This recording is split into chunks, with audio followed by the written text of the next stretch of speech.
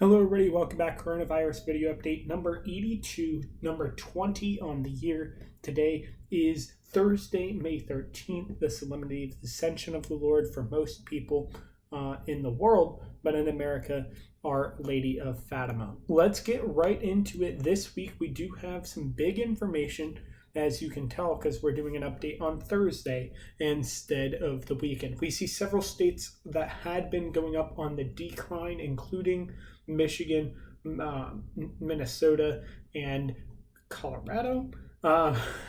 Took me a second there, as well as some of the states up in the northeast there, northwest rather, Washington and Oregon. Moving on to the deaths per capita generally decreasing across the board. We see Wyoming at 0, several other states near 0, including the East Coast, West Coast, South United States, Northeast, across the board. Several states very low in terms of the daily new deaths, which is always good news to see such low numbers. Hospitalizations also on the decline or remaining constantly low in every state. Michigan, the most notable of those after their big spike recently. Daily vaccinations doing very well in all the states. Still not sure what the deal is with New Hampshire's negative vaccines administered, but that's how they're doing it, I guess. No, but we do see across the board generally each state is doing pretty well in terms of daily vaccinations. At least more vaccinations are getting out, but we're getting closer and closer to reaching herd immunity as we see the number of people vaccinated. We're nearing 70% with at least one dose in much of the Northeast, in a couple states over 60% already, and we're near or about 50% for much of the United States as a whole. So we're definitely making our way there. Some states not so much, around a third in the South US and up in Idaho, in Wyoming. But again, Wyoming's having no deaths. So, it's the vaccines aren't necessarily the end-all be-all here, but they certainly contribute to helping, as we're seeing in the Northeast. With all those vaccinations, also low death rates, low infection rates. Clearly, it's helping to some extent. And we see the people fully vaccinated extremely high up in the Northeast and along the line from New Hampshire up into Wisconsin in areas like it. So overall, doing very, very well in terms of vaccinations. And we do see of those aged 65 and plus, 84% of them have received the first dose. Now that number is significant because I can't tell you anything that 84% of Americans agree upon doing in terms of many things. I mean, I could tell you some things, like I think 84%, more than 84% would say murder is bad.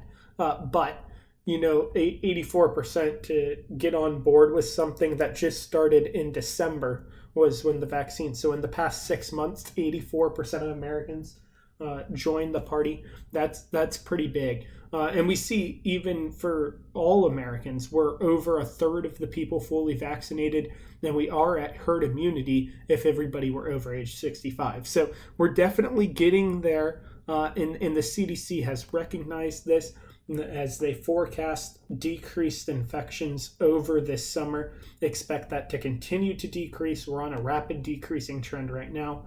The CDC today announced that masks are no longer required for fully vaccinated people. And so that's big news, of course. So not only are these masks no longer required outdoors for fully vaccinated people, they're also not required indoors for fully vaccinated people. Now, there are some caveats to this no mask thing. If a local, state, or federal law, although there is no federal law at large, mandates that you wear a mask, you still have to wear a mask. If a business that you go into requires that you wear a mask, you have to wear a mask. Hospitals, doctors' offices, nursing homes, you have to wear a mask. Prisons, jails, homeless shelters, you have to wear a mask.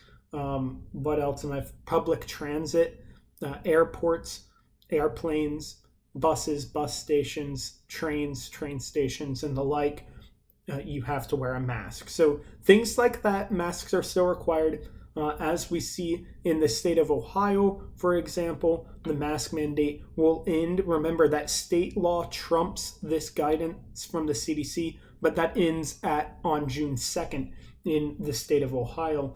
No masks will no longer be required in Ohio. So that's big news. Also, 5 lucky people are going to win $1 million for just having the first dose in the state of Ohio.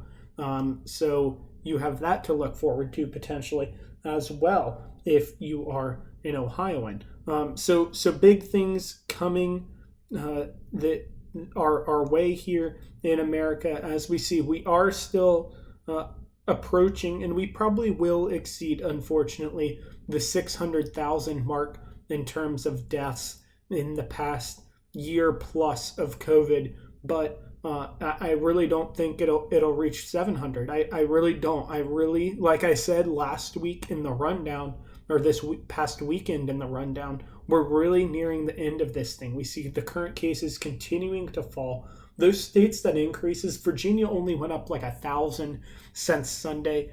Maryland up by like 2,000, Kentucky up by 1,000. Really small increases in terms of United States. And the same goes for the countries, as we see for the first time that I can remember.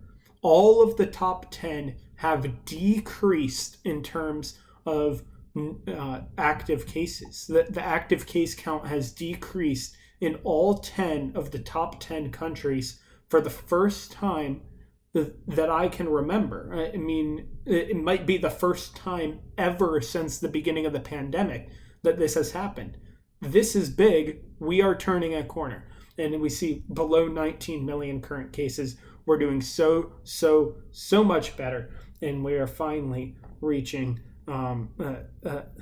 hopefully, what will become the real new normal, which is returning to normal before the pandemic.